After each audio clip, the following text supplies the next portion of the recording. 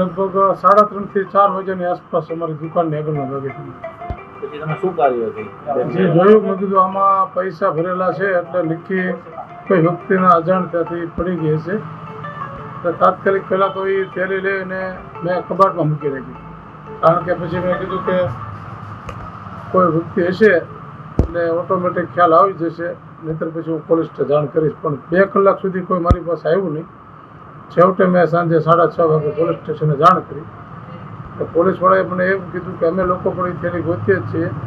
ગરીબ માણસ 2 કલાકથી પોલીસ સ્ટેશનમાં આવીને ફરિયાદ નોંધાવે છે અને રડી રહ્યો છે અને કાળજું કંપાવે એવું રુદન કરી રહ્યો છે.